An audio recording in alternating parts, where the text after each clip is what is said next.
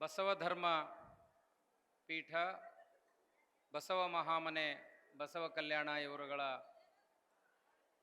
ಸಹಯೋಗದಲ್ಲಿ 24ನೆಯ ಕಲ್ಯಾಣ ಪರ್ವ ಇದರ ಧರ್ಮಚಿಂತನ ಗೋಷ್ಠಿಯ ವೇದಿಕೆ ಮೇಲೆ ಆಸೀನರಾಗಿರುವ ಎಲ್ಲ ಪರಮ ಪೂಜ್ಯರುಗಳೇ, ಪೂಜ್ಯ ಮಾತಾಜಿಯವರೇ, ಗಣ್ಯಮಾನ್ಯರೇ, ಕಾರ್ಯಕ್ರಮದಲ್ಲಿ ಪಾಲ್ಗೊಂಡಿರುವ ಎಲ್ಲ ಶರಣು ತಂದೆ ತಾಯಿಗಳೇ, ತಮಗೆಲ್ಲ ಅನಂತ ಶರಣು ಶರಣಾರ್ಥಿಗಳು.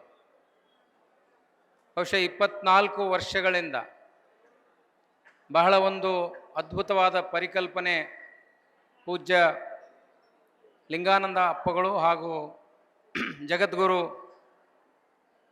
ಪ್ರಥಮ ಮಹಿಳಾ ಜಗದ್ಗುರು ಮಾತೆ ಮಹಾದೇವಿಯವರಿಂದ ಆರಂಭವಾದ ಕಲ್ಯಾಣದಲ್ಲಿನ ಈ ಪರ್ವ ಸಮಾರಂಭಗಳು, ಕೂಡಲ ಸಂಗಮದ ಶರಣ ಮೇಳ ಲಿಂಗಾಯತ ಧರ್ಮದ ದಿಕ್ಕನ್ನೇ ಬದಲಾಯಿಸಿವೆ.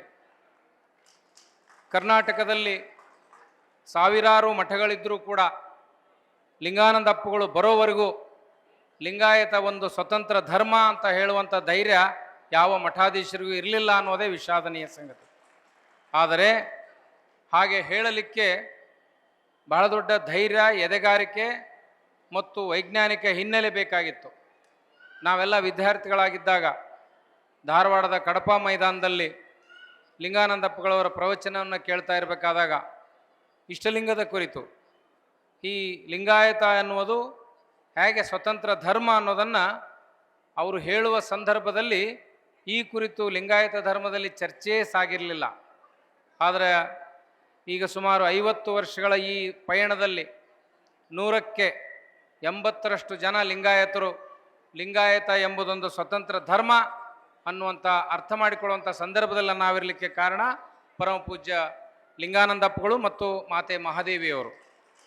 ಇವತ್ತು ನಾಡಿನ ಅನೇಕ ಮಠಾಧೀಶರು, 300ಕ್ಕೂ ಹೆಚ್ಚು ಮಠಾಧೀಶರು ಒಂದು ತಿಂಗಳ ಕಾಲ ಬಸವ ತತ್ವದ ಅಭಿಯಾನವನ್ನು ಆರಂಭ ಮಾಡಲಿಕ್ಕೆ ಮೂಲ ಬೀಜ, ಮೂಲ ಪ್ರೇರಣೆ ಲಿಂಗಾನಂದಪ್ಪಗಳ ಆಶಯ ಅಂದರೆ ತಪ್ಪಾಗಲಿಕ್ಕಿಲ್ಲ.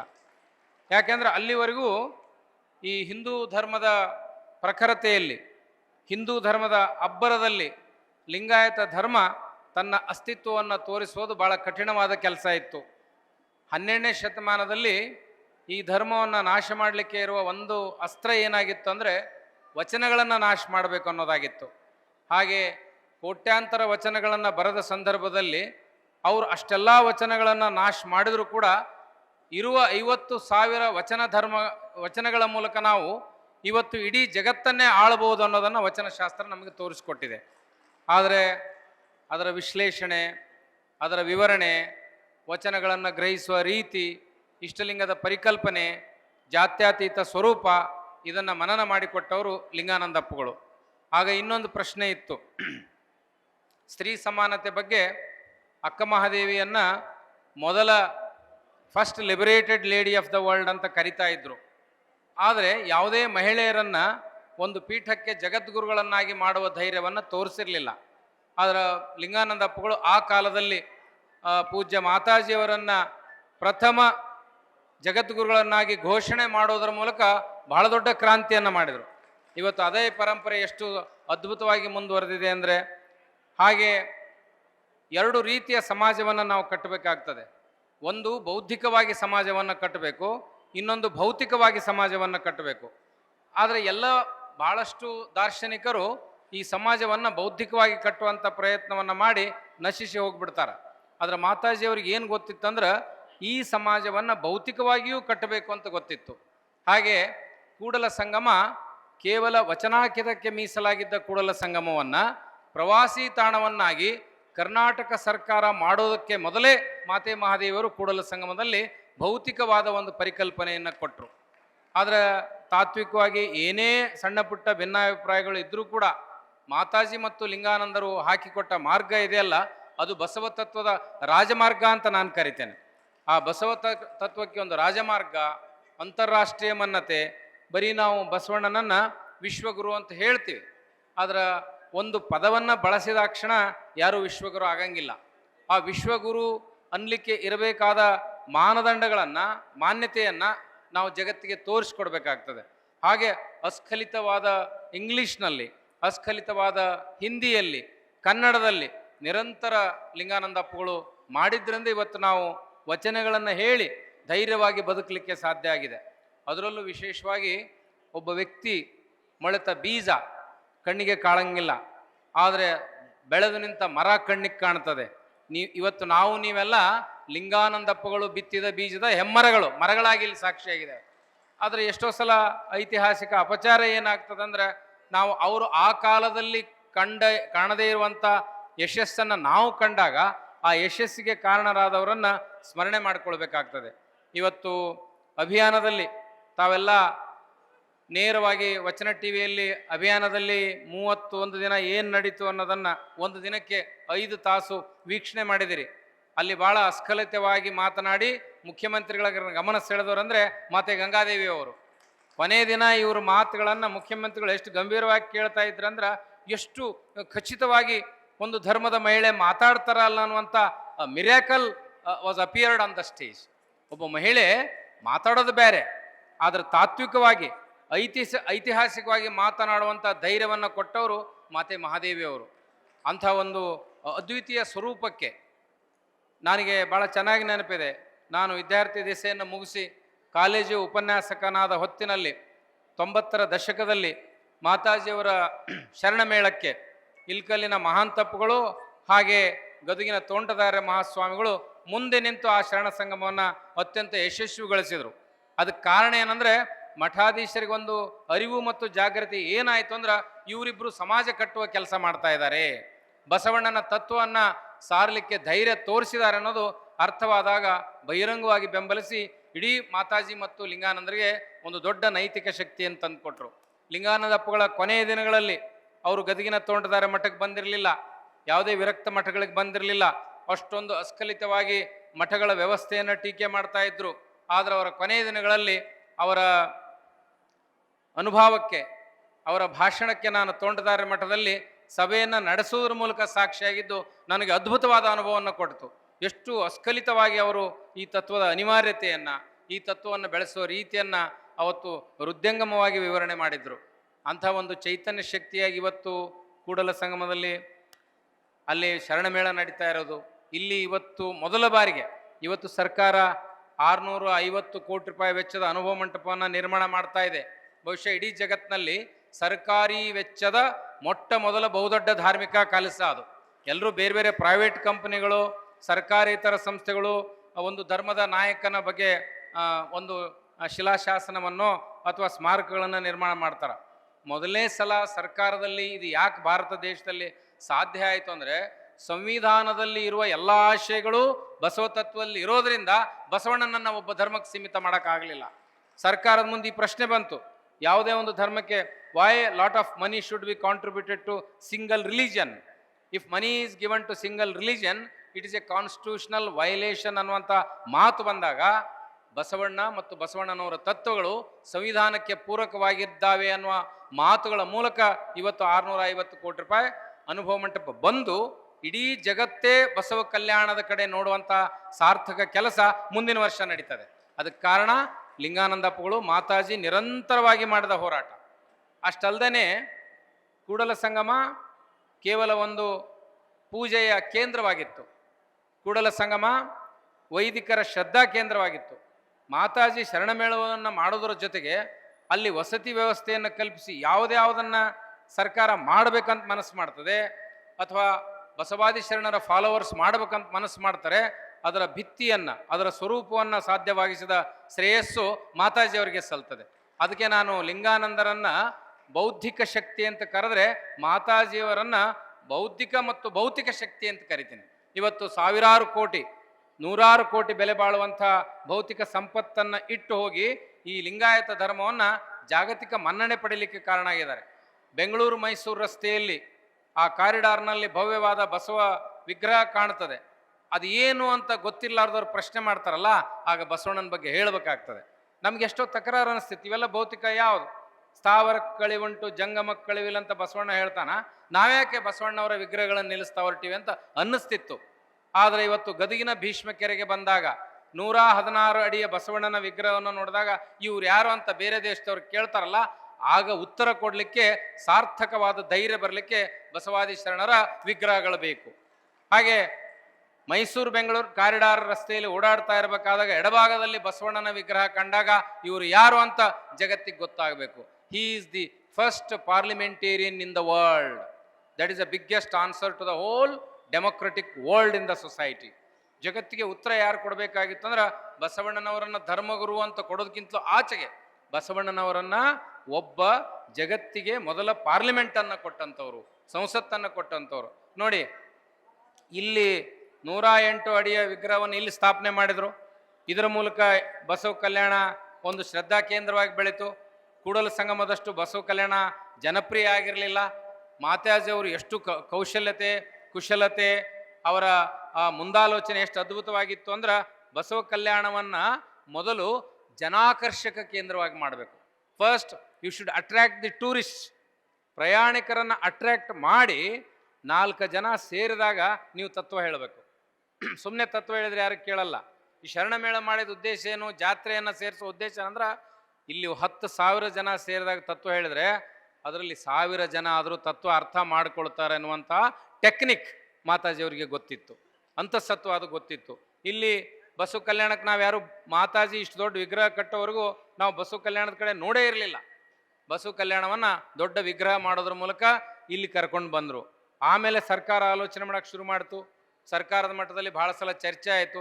ಹೌದು, 650 ಕೋಟಿ ರೂಪಾಯಿ ಬೆಲೆ ಬಾಳುವ ಅನುಭವ ಮಂಟಪವನ್ನು ಕಟ್ಟಿದರೆ ಯಶಸ್ಸು ಆಗ್ತದೆ ಅನ್ನೋದಕ್ಕೆ ನಮ್ಮಲ್ಲಿ ಒಂದು ಎಕ್ಸ್ಪೆರಿಮೆಂಟ್ ಅಂತ ಮಾಡಿರ್ತಾರೆ. ಸೈನ್ಸ್ನಲ್ಲಿ ಒಂದು ಇನಿಷಿಯಲ್ ಎಕ್ಸ್ಪೆರಿಮೆಂಟ್ ಅಂತ ಮಾಡ್ತಾರೆ, ಪೈಲಟ್ ಪ್ರಾಜೆಕ್ಟ್ ಅಂತ ತಗೊಳ್ತಾರೆ. ಹಾಗೆ ಬಸವಣ್ಣನ ಎಲ್ಲ ಪೈಲಟ್ ಪ್ರಾಜೆಕ್ಟ್ ತೊಗೊಂಡವ್ರು ಯಾರು? ಮಾತಾಜಿ ಮತ್ತು ಲಿಂಗಾನಂದರು. ಅವರು ಪೈಲಟ್ ಪ್ರಾಜೆಕ್ಟ್ ತೊಗೊಂಡ್ರು ಅಂತ ಇಲ್ಲಿ ಅನುಭವ ಮಂಟಪ ಬರಲಿಕ್ಕೆ ಸಾಧ್ಯ ಆಯಿತು. ಕೂಡಲ ಸಂಗಮದಲ್ಲಿ ವಸತಿ ಗೃಹಗಳನ್ನು ಮಾಡಿದ್ರು ಅಂತ ಜಾಮದಾರ್ ನೇತೃತ್ವದಲ್ಲಿ ಕೂಡಲ ಸಂಗಮ ಅಭಿವೃದ್ಧಿ ಪ್ರಾಧಿಕಾರ ರಚನೆ ಆಯಿತು. ಬಸವ ಕಲ್ಯಾಣ ಅಭಿವೃದ್ಧಿ ಪ್ರಾಧಿಕಾರ 2004ರಿಂದ ರಚನೆ ಆಗಲಿಕ್ಕೆ ಕಾರಣ ಆಯಿತು. ಒಂದು ವೇಳೆ ಮಾತಾಜಿ ಈ ನಿರ್ಜನವಾದ ಪ್ರದೇಶಗಳನ್ನು ಹಾಗೆಯೇ ನಿರ್ಜನವಾಗಿ ಇಡೋದನ್ನು ಬಿಟ್ಟು ಪ್ರಯತ್ನವನ್ನು ಮಾಡಿದರೆ ಆಗ ಲಿಂಗಾನಂದರ ಪ್ರಭಾವದಿಂದ ಏನಾಯಿತು?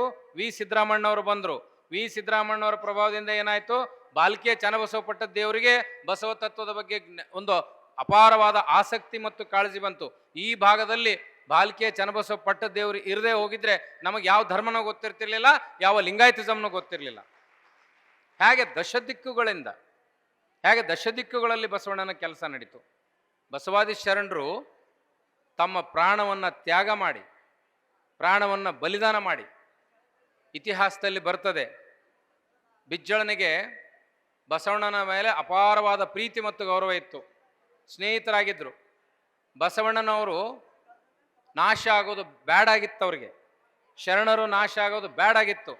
ಅದಕ್ಕೆ ಅವ್ರು ಹೇಳ್ತಾರೆ, ಬಸವಣ್ಣ ಈ ಧಾರ್ಮಿಕ ಚಳವಳಿಯನ್ನು ನೀವು ಹೀಗೆ ಮುಂದುವರಿಸ್ಕೊಂಡು ಹೋಗ್ರಿ, ಆದರೆ ಮದುವೆ ಮಾಡುವಂಥ ಕೆಲಸಕ್ಕೆ ನೀವು ಕೈ ಹಾಕಬೇಡ್ರಿ. ಬಿಜ್ಜಳೆಯಲ್ಲಿ ಬಸವಣ್ಣನವ್ರಿಗೆ ಆ್ಯಸ್ ಎ ವೆಲ್ ವಿಷರ್ ಆಗಿ ಹೇಳ್ತಾನೆ.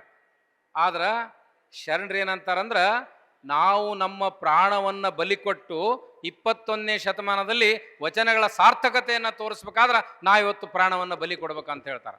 ನೋಡಿ, ಯಾವುದೇ ಧರ್ಮದಲ್ಲಿ ನೀವು ಸಾಯ್ತೀರಂದ್ರೂ ಧರ್ಮ ಉಳಿಸಿದ ಉದಾಹರಣೆ ಇಲ್ಲ. ನೀವು ಸಾಯ್ತೀರಿ, ನಿಮ್ಮ ಕೊಲೆ ಆಗ್ತದೆ ಅಂತ ಗೊತ್ತಿದ್ದು ಧರ್ಮವನ್ನು ಉಳಿಸಿದ ಕೀರ್ತಿ ಬಸವಾದಿ ಶರಣರಿಗೆ ಸಲ್ತದೆ. ಒಬ್ಬ ಪ್ರಧಾನಮಂತ್ರಿಯಾಗಿದ್ದರು, ಇವತ್ತು ಒಬ್ಬ ಸಣ್ಣ ಮಂತ್ರಿ ಆದರೆ ನಮಗೆ ಇಂಟೆಲಿಜೆನ್ಸ್ ರಿಪೋರ್ಟ್ ಗೊತ್ತಾಗುತ್ತೆ, ಜಗತ್ತಿನಲ್ಲಿ ಏನು ನಡೀತದೆ ಅಂತ ಅವನು ಕ್ಷಣಾರ್ಧದಲ್ಲಿ ಒಬ್ಬ ಮಂತ್ರಿ ಮಾಹಿತಿಯನ್ನು ತರಿಸ್ಕೋಬೋದು. ಒಂದು ಪ್ರದೇಶದ ಪ್ರಧಾನಿಯಾಗಿದ್ದ ಬಸವಣ್ಣನವರಿಗೆ ಅಲ್ಲಿ ತಮ್ಮ ಸುತ್ತಲೂ ವೈದಿಕರಿಂದ ಏನೂ ಕುತಂತ್ರಗಳು ನಡೀತಾವ ಅನ್ನೋದು ಗೊತ್ತಿತ್ತು. ಆ ಎಲ್ಲ ಕುತಂತ್ರಗಳ ಬಗ್ಗೆ ಅನುಭವ ಮಂಟಪದಲ್ಲಿ ಚರ್ಚೆ ಮಾಡಿದಾಗ ಶರಣರು ಹೇಳ್ತಾರ, ನಾವು ಈ ಮದುವೆಯ ಮೂಲಕ, ಈ ವರ್ಣಸಂಕರದ ಮೂಲಕ ನಮ್ಮ ಪ್ರಾಣವನ್ನು ಕಳ್ಕೊಳ್ಳೋಕೆ ರೆಡಿದೀವಿ, ಆದ್ರೆ ತತ್ವವನ್ನು ಬಿಡಂಗಿಲ್ಲ ಅಂತ ಹೇಳ್ತಾರೆ. ಯಾಕೆ ತತ್ವವನ್ನು ಬಿಡಂಗಿಲ್ಲ, ಯಾಕೆ ಪ್ರಾಣ ಕಳ್ಕೊಂತೀವಿ ಅಂತಾರಂದ್ರೆ, ತ್ಯಾಗ ಬಲಿದಾನಗಳಿಲ್ಲದೆ ಯಾವುದೇ ಧರ್ಮ ಉಳಿಲಿಕ್ಕೆ ಸಾಧ್ಯ ಇಲ್ಲ. ತ್ಯಾಗ ಬಲಿದಾನಗಳಿಲ್ಲದೆ ಒಂದು ಸಿದ್ಧಾಂತ ಅರ್ಥ ಆಗಲಿಕ್ಕೆ ಸಾಧ್ಯ ಇಲ್ಲ. ಅಂಥ ಸಿದ್ಧಾಂತವನ್ನು ಅರ್ಥ ಮಾಡುವ ಕೆಲಸವನ್ನು ಬಸವಾದಿ ಶರಣರು ಮಾಡಿದರು, ಕಷ್ಟಪಟ್ಟರು, ವಚನಗಳು ನಮ್ಮ ಕೈ ಕೊಟ್ಟು ಹೋದರು. ಆದರೆ 21ನೇ ಶತಮಾನದಲ್ಲಿ ನಮ್ಮ ಪರಿಸ್ಥಿತಿ ಏನಾಗಿದೆ? ಇವತ್ತು 300 ಜನ ಮಠಾಧೀಶರು ಮಠಗಳನ್ನು ಬಿಟ್ಟು ಜಿಲ್ಲೆ ಜಿಲ್ಲೆಗೆ ಗಲ್ಲಿ ಗಲ್ಲಿಗೆ ಹೋಗಿ ಹೇಳುವಂಥ ದುಸ್ಥಿತಿ ಬಂದಿದೆ. ಇದಕ್ಕೆ ಕಾರಣ ಏನಂದ್ರೆ ಲಿಂಗಾಯತರಿಗೆ ಇರುವ ಧಾರ್ಮಿಕ ಅಜ್ಞಾನದ ಕಾರಣ. An illiteracy approach of Lingayat religion. ಎಷ್ಟೋ ಜನ ಮಾನಸಿಕವಾಗಿ ನಾವು ಎಷ್ಟು ಗುಲಾಮರಾಗಿದ್ದೀವಿ ಅಂದರೆ ಇದನ್ನೊಂದು ಧರ್ಮ ಅಂತ ಹೇಳ್ಕೊಳ್ಳಿಕ್ಕೆ ನಮ್ಗೆ ಅಳುಕಿದೆ, ಇದನ್ನೊಂದು ಧರ್ಮ ಅಂತ ಹೇಳ್ಕೊಳ್ಳಿಕ್ಕೆ ನಮ್ಗೆ ಆತಂಕ ಇದೆ. ಭಾಳ ಜನ ಕೇಳ್ತಾರೆ ಇದನ್ನು ಧರ್ಮ ಅಂತ ಹೇಳೋಕ್ಕೆ ಎವಿಡೆನ್ಸ್ ಏನಪ್ಪ? ಎವಿಡೆನ್ಸ್ ನಮ್ಮ ವಚನಗಳು, ಎವಿಡೆನ್ಸ್ ನಮ್ಮ ಶಾಸನಗಳು, ಎವಿಡೆನ್ಸ್ ನಮ್ಮ ಪುರಾತನರ ಕಥೆಗಳು. ಎಲ್ಲದರಲ್ಲೂ ಇದ್ದಾಗೂ ಕೂಡ ಧೈರ್ಯ ಯಾಕಿಲ್ಲ ಅಂದರೆ 12ನೇ ಶತಮಾನದಿಂದ 21ನೇ ಶತಮಾನದವರೆಗೆ ವೈದಿಕರ ನಿರಂತರ ಮಾನಸಿಕ ದಾಳಿ ನಡೀತು. ಆದರೆ ಆ ಮಾನಸಿಕ ದಾಳಿಗೆ ಮೊಟ್ಟ ಮೊದಲು ಪ್ರತಿರೋಧವನ್ನು ಒಡ್ಡಿದವರು ಲಿಂಗಾನಂದಪ್ಪಗಳು. ಅದಕ್ಕೆ ನಾವು ನನ್ನ ನಿವೃತ್ತಿಯ ನಂತರ ನಾನು ವಚನ ಟಿ ವಿಯನ್ನು ಪ್ರಾರಂಭ ಮಾಡಿ ವಚನ ಟಿ ವಿಯ ಮೂಲಕ ಈ 5 ಪರಂಪರೆ ಇದೆ. ಇಲ್ಲಿ ಬಾಲ್ಕಿ ಚನ್ನಬಸವ ಪಟ್ಟದ್ದೇವರು, ನಾಡಿನ ತುಂಬ ಲಿಂಗಾನಂದಪ್ಪಗಳು, ನಂತರದ ವಿರಕ್ತ ಮಠಗಳ ಪರಂಪರೆಯಲ್ಲಿ ಇಲಕಲ್ಲಿನ ಮಹಾಂತಪ್ಪಗಳು, ಅದೇ ಪರಂಪರೆಯನ್ನು ಬೆನ್ನು ತಟ್ಟಿ ಬೆಂಬಲಿಸುವ ಗದುಗಿನ ಹಿಂದಿನ ಜಗದ್ಗುರುಳಾದ ತೋಂಟದಾರ್ಯ ಮಹಾಸ್ವಾಮಿಗಳು, ಆ ಕಡೆ ಒಂದು ಜಂಗಮ ತತ್ವದ ಪ್ರತಿರೋಧವಾಗಿ ಹುಟ್ಟುಕೊಂಡಿರುವಂತಹ ಸಿರಿಗೆರೆಯ ಶಿವಕುಮಾರ ಮಹಾಸ್ವಾಮಿಗಳು, ಹೀಗೆ 5 ಜನ ಮಹನೀಯರು ಲಿಂಗಾಯತ ಧರ್ಮದ ಅಸ್ತಿತ್ವ ಮತ್ತು ಲಿಂಗಾಯತ ಧರ್ಮದ ಅಸ್ಮಿತೆಗಾಗಿ ಹೋರಾಡಿದರು. ಲಿಂಗಾನಂದ್ರ ಏನು ಮಾಡಿದರು? ಬರೀ ಹೋರಾಡಲಿಲ್ಲ, ನೀವು ಕೊಡಲ್ಲ ನಾನೊಬ್ಬ ಮಹಿಳಾ ಜಗದ್ಗುರುಗಳನ್ನು ಮಾಡ್ತೀನಿ, ಹಂಗ ಮಹಿಳಾ ಜಗದ್ಗುರು ಮಾಡಲಿಲ್ಲ, ಪ್ರಥಮ ಮಹಿಳಾ ಮಹಾಜಗದ್ಗುರು ಅಂತ ಕರೆದ್ರು. ಅಂದರೆ ಆ ಶಬ್ದದಲ್ಲಿ ಕೂಡ ಎಂಥ ತೂಕ ಇದೆ ಅಂದ್ರೆ ನೀವು ಬರೇ ಜಗದ್ಗುರು ಅನ್ನಕ್ಕೆ ತಯಾರಿಲ್ಲಲ್ಲಪ್ಪ, ನಾನು ಮಹಾಜಗದ್ಗುರು ಅಂತ ಕರಿತೀನಿ. ಬರೀ ನೀವು ಪ್ರಥಮ ಅಂತೀರಲ್ಲ, ನಾ ಪ್ರಥಮ ಅಂತೀನಿ. ಅಂದರೆ ಸಮಾಜದ ಜಿಡ್ಡುಗಟ್ಟಿದ ವ್ಯವಸ್ಥೆಗೆ ಸವಾಲು ಹಾಕುವ ಎದೆಗಾರಿಕೆಯನ್ನು ಲಿಂಗಾನಂದಪ್ಪಗಳು ಹೊಂದಿದ್ರು. ಇವತ್ತು ಏನೇನೋ ಭಿನ್ನಾಭಿಪ್ರಾಯಗಳಿರ್ತಾವೆ, ತಾತ್ವಿಕ ಭಿನ್ನಾಭಿಪ್ರಾಯಗಳಿರ್ತಾವೆ. ಅದನ್ನು ಚರ್ಚೆ ಮಾಡಿದ ಕೂಡಲೇ ರಾಷ್ಟ್ರೀಯ ಬಸವದಳದ ಸಂಘಟನೆ ಎಷ್ಟು ದೊಡ್ಡ ಗಟ್ಟಿಯಾದ ಸಂಘಟನೆ ಅಂದರೆ ಗಣಾಚಾರ ಮತ್ತು ಪ್ರತಿಭಟನೆಗೆ ಇವತ್ತು ತಾಕತ್ತಿರೋದು ರಾಷ್ಟ್ರೀಯ ಬಸವದಳಕ್ಕೆ ಮಾತ್ರ. ಅದರ ಸಮಸ್ಯೆ ಏನಾಗುತ್ತಂದ್ರೆ ಸ್ವಲ್ಪ ಏನಾರ ವೈಜ್ಞಾನಿಕವಾಗಿ ಮಾತಾಡಕ್ಕೆ ಹೋದ್ರೆ ಮಾತಾಜಿ ಅವರು ಸಡನ್ಲಿ ಮೈ ಮೇಲೆ ಮುಗಿ ಬಿದ್ದು ಬಿಡ್ತಾರೆ. ಅದಕ್ಕೆ ಹೇಳ್ತೀನಿ, ನೀವು ಗಣಾಚಾರವನ್ನು ಸ್ವಲ್ಪ ಟೆಂಪರಮೆಂಟ್ ಕಾಪಾಡಿಕೊಂಡು ಮೇಂಟೈನ್ ಮಾಡಿರಿ. ಯಾರಾದರೂ ವೈಜ್ಞಾನಿಕವಾಗಿ ಮಾತಾಡಿದಾಗ ಅವ್ರ ಮೇಲೆ ಮುಗಿಬೀಳಬೇಡ್ರಿ, ಸಂವಾದಕ್ಕೆ ನಿಲ್ರಿ. ಆದರೆ ನೀವು ಮುಗಿಬೀಳುವಂಥ ಶಕ್ತಿ ಇದೆ ಅನ್ನೋ ಕಾರಣಕ್ಕೆ ನಮ್ಮಂಥವ್ರು ಧೈರ್ಯವಾಗಿ ಮಾತಾಡ್ಲಿಕ್ಕೆ ಸಾಧ್ಯ ಆಗಿದೆ. ನಮ್ಮಂಥವರಿಗೆ ನೈತಿಕ ಬಲ ಯಾರಿಂದ ಇದೆ ಅಂದರೆ ರಾಷ್ಟ್ರೀಯ ಬಸವದಳದಂದಿದೆ. ಹಾಗೆ ಎಲ್ಲ ಕಾಲಕ್ಕೂ ಎಲ್ಲ ಸಂಘಟನೆಗಳಲ್ಲೂ ಘಟನೆ ವಿಘಟನೆ ವಿಭಜನೆ ಅನ್ನೋದು ಸಹಜ. ಇವತ್ತು ವಿಭಜನೆ ಅನ್ನೋದು ಇಲ್ಲಿ ಆಗಿದೆ, ಎಲ್ಲಿ ಆಗ್ತದೆ, ಎಲ್ಲ ಕಡೆ ಆಗ್ತದೆ. ಆದ್ರೆ ಆ ವಿಭಜನೆ ಆದಾಗಲೇ ನಮ್ಮ ಶಕ್ತಿ ಗೊತ್ತಾಗೋದು. ಗಾಳಿ ಬಿಟ್ಟಾಗಲೇ ಯಾವುದು ಗಟ್ಟಿ ಕಾಳು ಯಾವುದು ಜೊಳ್ಳು ಕಾಳು ಅಂತ ಗೊತ್ತಾಗೋದು. ಜೊಳ್ಳು ಕಾಳು ಹಾರಿ ಹೋಗ್ತಾವು, ಗಟ್ಟಿ ಕಾಳು ಉಳ್ಕೊಂತಾವು. ರಾಷ್ಟ್ರೀಯ ಬಸವದಳದ ವಿಘಟನೆ ಆದಾಗ ಜೊಳ್ಳು ಕಾಳು ಹಾರಿ ಹೋದವು, ಗಟ್ಟಿ ಕಾಳು ಉಳ್ಕೊಂಡು. ಅದಕ್ಕೆ ನಾನು ಭಾಳ ಸೂಕ್ಷ್ಮವಾಗಿ ಕಳೆದ 1 ವರ್ಷದಿಂದ ವಚನ ವಾಹಿನಿಯ ಮೂಲಕ 30 ಜಿಲ್ಲೆಗಳಲ್ಲಿ ಸಂಚಾರ ಮಾಡಿ ನೋಡ್ತೀವಿ. ಎಲ್ಲ ಕಡೆ ಎಲ್ಲೆಲ್ಲಿ ರಾಷ್ಟ್ರೀಯ ಬಸವದಳದ ಬೇರುಗಳದಾವು, ಎಲ್ಲೆಲ್ಲಿ ಲಿಂಗಾನಂದಪ್ಪಗಳು ಮಾತಾಜಿಯವರ ಶಿಷ್ಯರಿದ್ದಾರೆ, ಅಲ್ಲಿ ಬಸವ ತತ್ವ ಗಟ್ಟಿಯಾಗಿ ಉಳಿದಿದೆ. ಮೈಸೂರು ಪ್ರಾಂತದಲ್ಲಿಯೂ ಕೂಡ, ಮೈಸೂರು ಪ್ರಾಂತದಲ್ಲಿ, ಮೈಸೂರು ಕರ್ನಾಟಕದಲ್ಲಿ, ಹಳೆ ಮೈಸೂರು ಕರ್ನಾಟಕದಲ್ಲಿ ಇಂಥ ಅದ್ಭುತವಾದ ಸಂಚಲನವನ್ನು ಹುಟ್ಟಿಸಿದ ಶ್ರೇಯಸ್ಸು ಮಾತಾಜಿಯವರಿಗೆ ಮತ್ತು ಲಿಂಗಾನಂದರಿಗೆ ಸಲ್ತದೆ. ಈ ಭಾಗದಲ್ಲಿ ಅನೇಕ ಅನ್ಯ ಧರ್ಮದ ಅನ್ಯ ಜಾತಿಯ ಶರಣರನ್ನು ಪರಿವರ್ತನೆ ಮಾಡಿದ ರೀತಿ ಅವರಿಗೆ ಸಾಧ್ಯ ಆಯಿತು. ಯಾಕಂದ್ರೆ ಲಿಂಗಾಯತ ಧರ್ಮದಲ್ಲಿ ಅನೇಕ ತಪ್ಪು ಕಲ್ಪನೆಗಳಿದ್ದು, ಕೇವಲ ಒಂದು ಸಮುದಾಯಕ್ಕೆ ಸಂಬಂಧಪಟ್ಟವರು ಮಠಾಧೀಶರಾಗಬೇಕನ್ನೋ ಕಲ್ಪನೆ ಇತ್ತು. ಆ ರೀತಿ ಎಲ್ಲ ಮಿಥ್ಯಗಳನ್ನು ಮುರಿದು ಹೊಸ ಸಂಪ್ರದಾಯವನ್ನು ಅವರು ಹುಟ್ಟಾಕಿದರು. ಇವತ್ತು 24 ವರ್ಷ ಈ ಯಾತ್ರೆಯ ಮೂಲಕ, ಈ ಉತ್ಸವದ ಮೂಲಕ ಇನ್ನೂ ಹೆಚ್ಚುಗಾರಿಕೆಯನ್ನು ನಾವು ಕಾಣಲಿಕ್ಕೆ ನೋಡ್ತೀವಿ. ಅದಕ್ಕೆ ಉದಾಹರಣೆಯಾಗಿ ಬಸವ ಸಂಸ್ಕೃತಿ ಅಭಿಯಾನ ಭಾಳ ಯಶಸ್ವಿಯಾಗಿ ನಡೀತು. ಬೆಂಗಳೂರಲ್ಲಿ 20,000 ಜನ ಸೇರ್ತಾರಂದ್ರೆ 2 ಲಕ್ಷ ಜನ ಸೇರಿದರು. ಆ 2 ಲಕ್ಷ ಜನ ಸೇರ್ಲಿಕ್ಕೆ ಕಾರಣ ಏನಂದ್ರೆ ಲಿಂಗಾನಂದಪ್ಪಗಳು, ಮಾತಾಜಿಯವರು, ಈಗ ಗಂಗಾ ಮಾತಾಜಿಯವರು. ಹೀಗೆ ಇವತ್ತು ಈ ವೈಚಾರಿಕ ಪ್ರಜ್ಞೆಯ ಸವಾಲು ಬೆಳೀತಾ ಇರಬೇಕಾದ ಸಂದರ್ಭದಲ್ಲಿ ಅನೇಕ ಪ್ರಶ್ನೆಗಳು, ಉತ್ತರಗಳು, ಸಂಘರ್ಷಗಳು ನಡೆದೇ ಇದೆ. ಅದಕ್ಕೆ ಈ ಧರ್ಮ ಚಿಂತನಗೋಷ್ಠಿಯಲ್ಲಿ ಪಾಲ್ಗೊಂಡಿರೋ ತಾವೆಲ್ಲ ಕೇವಲ ವಚನಗಳಿಂದ ಮಾತ್ರ ಸಾಮಾಜಿಕ ಅನಿಷ್ಟಗಳನ್ನು ಓಡಿಸ್ಲಿಕ್ಕೆ ಸಾಧ್ಯ, ವಚನಗಳಿಂದ ಲಿಂಗಭೇದವನ್ನು ಅಳಿಸಿ ಹಾಕಲಿಕ್ಕೆ ಸಾಧ್ಯ.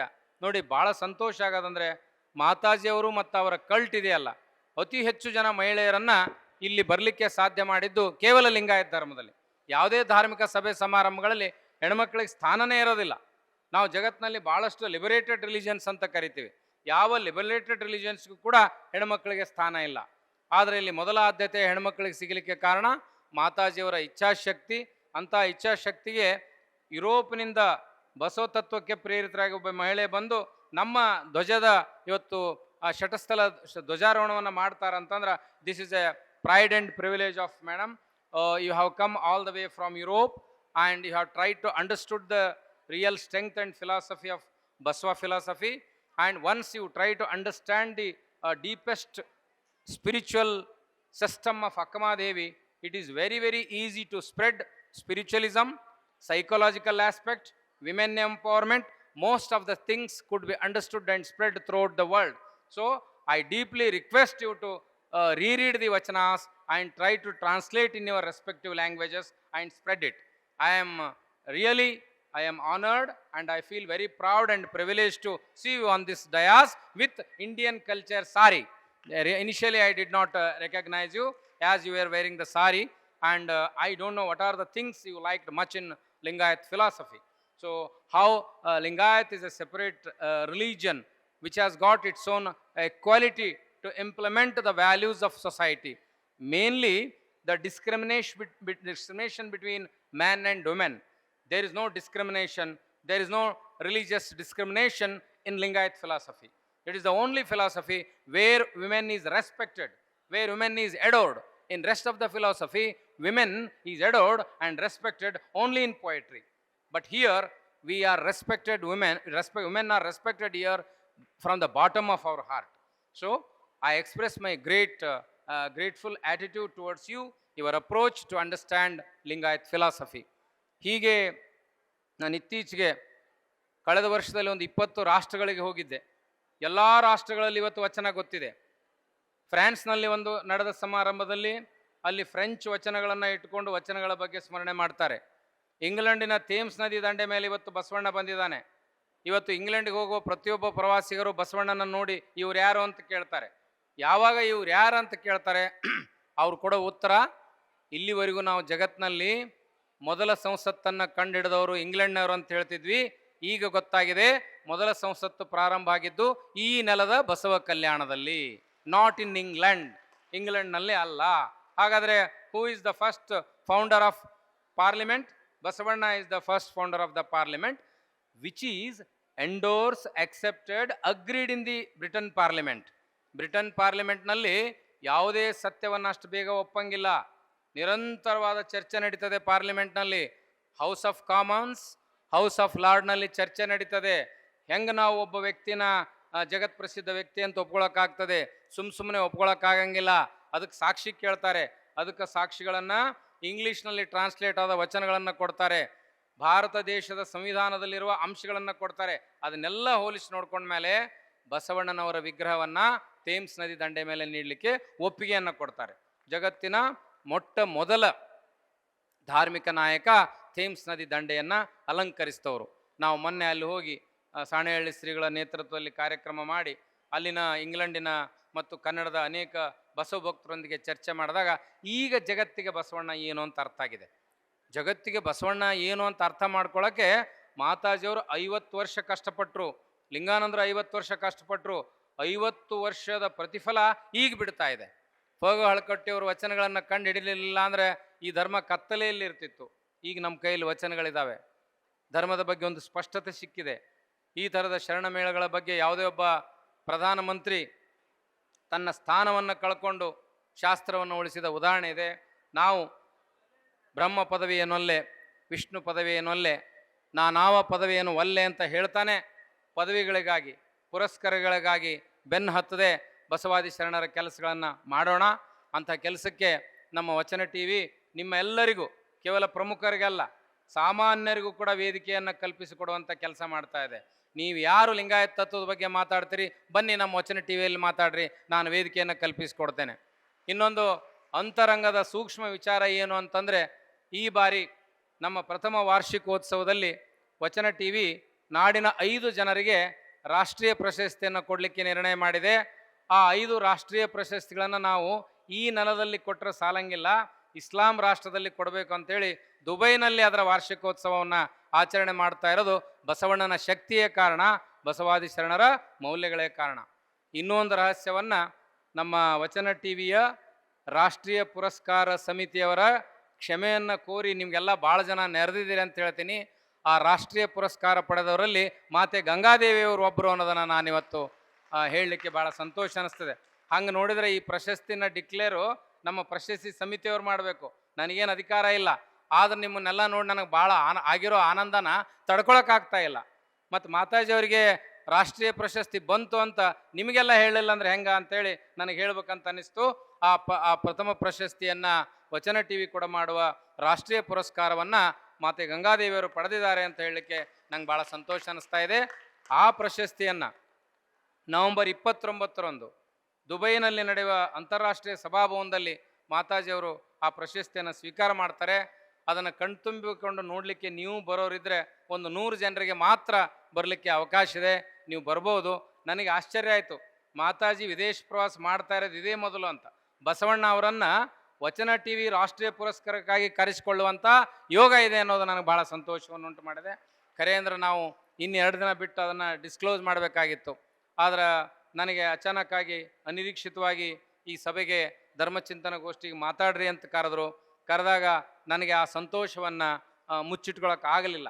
ಆಮೇಲೆ ಮಾತಾಜಿ ಕೂಡ ನಾನು ಇಡೀ 31 ದಿವಸ ಲೈವ್ ಕಾರ್ಯಕ್ರಮದಲ್ಲಿ ನೋಡಿದೆ. ಎಷ್ಟು ಈ ವಯಸ್ಸಿನಲ್ಲಿ ಒಂದು ಜಿಲ್ಲೆಯಿಂದ ಮತ್ತೊಂದು ಜಿಲ್ಲೆಗೆ ಹೋಗೋದು, ಬೆಳಗ್ಗೆ ವಿದ್ಯಾರ್ಥಿಗಳು ಕೇಳೋ ಪ್ರಶ್ನೆಗೆ ಉತ್ತರ ಕೊಡೋದು, ಸಾಯಂಕಾಲ ಸಾರ್ವಜನಿಕ ಸಭೆಗಳಲ್ಲಿ ಮಾತಾಡೋದು, ಮತ್ತು 100 ಕಿಲೋಮೀಟ್ರ್ ಹೋಗೋದು. ಈ ವಯಸ್ಸಿನಲ್ಲಿ, ಈ 70ರ ವಯಸ್ಸಿನಲ್ಲಿ ಒಂದು ಪ್ರದೇಶದಿಂದ ಮತ್ತೊಂದು ಪ್ರದೇಶಕ್ಕೆ ಬಾಲ್ಕೆ ಅಪ್ಪುಗಳು, ಮಾತಾಜಿಯವರು, ಹಾಗೆ ಸಾಣೆಹಳ್ಳಿ ಶ್ರೀಗಳು, ಗದುಗಿನ ತೋಂಟದಾರ್ಯರು ಎಲ್ಲರೂ ದೊಡ್ಡ ದೊಡ್ಡವರೇ. ಆದರೆ ಯಾವುದೇ ಬೇಸರ ಮಾಡ್ಕೊಳ್ಳಾರ್ದ ಅವರು ಬಸವ ಸಂಸ್ಕೃತಿ ಅಭಿಯಾನಕ್ಕೆ ಅಡ್ಡಾಡಿದ್ದನ್ನು ಜಗತ್ತಿನ 10 ಲಕ್ಷ ಜನ ನೋಡಿದ್ದಾರೆ. ಜಗತ್ತಿನ ಮೂಲೆ ಮೂಲೆಯಲ್ಲಿರುವಂಥ 10 ಲಕ್ಷ ಜನ ನೋಡಿದ್ದಾರೆ, ಆಶ್ಚರ್ಯಪಟ್ಟಿದ್ದಾರೆ. ಈ ವಯಸ್ಸಿನಲ್ಲಿ ಇವ್ರಿಗೇನು ಜೀವನೋತ್ಸಾಹ, ಎಂಥ ಶಕ್ತಿ.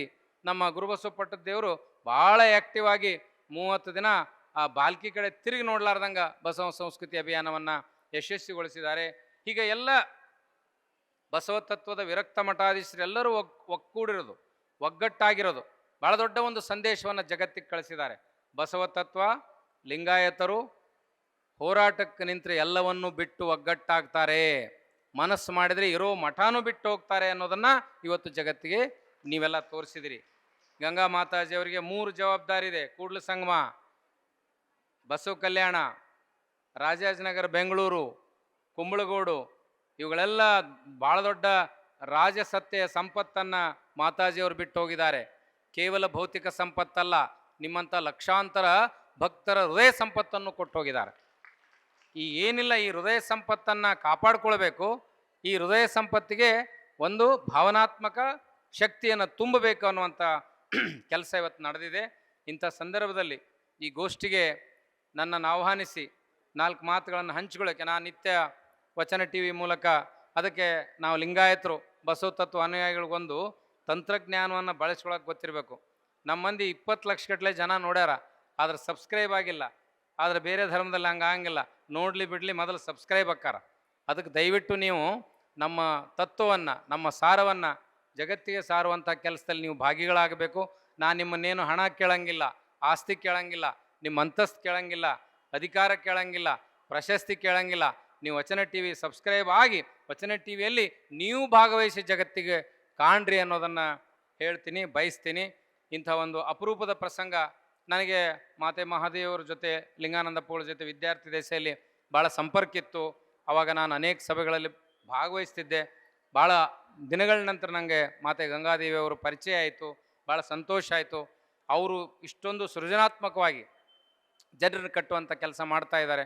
ನೀವೆಲ್ಲ ಭೌತಿಕ ಸಂಪತ್ತಿನ, ಬೌದ್ಧಿಕ ಸಂಪತ್ತಿನ, ಆಧ್ಯಾತ್ಮಿಕ ಸಂಪತ್ತಿನ, ವಿಚಾರವಾದದ ಸಂಪತ್ತಿನ, ಅನುಭವದ ಸಂಪತ್ತಿನ ವಾರಸುದಾರರು ನೀವೆಲ್ಲ. ಅಂತ ನಾನು 1 ಕೋಟಿಗೆ ವಾರಸುದಾರ, 10 ಕೋಟಿಗೆ ವಾರಸುದಾರ ಅಲ್ಲ, ನಾನು 25,000 ವಚನಗಳ ವಾರಸುದಾರ ಅಂತ ನೀವೆಲ್ಲ ಹೇಳಬೇಕು.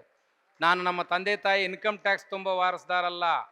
ಈ ನಾಡಿನ ಲಿಂಗಾಯತರು ಅಂದ್ರೆ ಏನು, ನಾವು 25,000 ವಚನಗಳ ವಾರಸುದಾರರು, 25,000 ವಚನಗಳನ್ನು ಬಲ್ಲ ಮಹಾ ಅಪ್ರತಿಮರು ಅಂತ ಹೇಳುವಂಥ ಕೆಲಸ ನೀವೆಲ್ಲ ಮಾಡ್ತೀರಿ ಅಂತ ಆಶಿಸಿ, ಭಾಳಷ್ಟು ಜನ ವೇದಿಕೆ ಮೇಲೆ ಇರೋದ್ರಿಂದ ಭಾಳ ಮಾತಾಡಬಾರ್ದು ಅನ್ನೋ ಪ್ರಜ್ಞೆ ನನಗಿದೆ. ಸಭೆಯೊಳಗೆ ಮಾತಾಡೋದಕ್ಕೂ ಕ್ಯಾಮ್ರಾ ಮುಂದೆ ಮಾತಾಡೋದಕ್ಕೂ ಭಾಳ ವ್ಯತ್ಯಾಸ ಆಗತ್ತೆ. ಕ್ಯಾಮ್ರಾ ಮುಂದೆ ಮಾತಾಡೋ ಮುಂದೆ ಹೆಂಗಿರ್ಬೇಕಂದ್ರೆ, ಅರ್ಧ ಕಾಣೆಯ ಸೋಲ ಅರ್ಧ ಕಾಣೆಯ ಗೆಲ್ಲ, ಜಾಣ ನೋಡವ್ವ ನಮ್ಮ ಕೂಡಲ ಸಂಗಮ ದೇವ ಅನ್ನೋ ಹಂಗೆ ನಿಮ್ಮ ಮನಸ್ಸುಗಳಿಂದ ನನ್ನ ಮಾತಿಗೆ ಈಗ ತಾತ್ಕಾಲಿಕ ನಿರ್ಗಮನವನ್ನು ಕೊಡ್ತೇನೆ. ಇದನ್ನು ಭಾಳ ಅಚ್ಚುಕಟ್ಟಾಗಿ ಆಯೋಜನೆ ಮಾಡಿದ ಎಲ್ಲ ಸಂಘಟಕರಿಗೆ, ಮಾತಾಜಿಯವರಿಗೆ, ಈ ಜಿಲ್ಲೆಯ, ಈ ತಾಲೂಕಿನ, ಈ ನಾಡಿನ ಬಸವ ಭಕ್ತರಿಗೆ, ರಾಷ್ಟ್ರೀಯ ಬಸವ ದಳದ ಸಮಗ್ರ ಪದಾಧಿಕಾರಿಗಳಿಗೆ ನನ್ನ ಅನಂತ ಶರಣು ಶರಣಾರ್ಥಿಗಳು.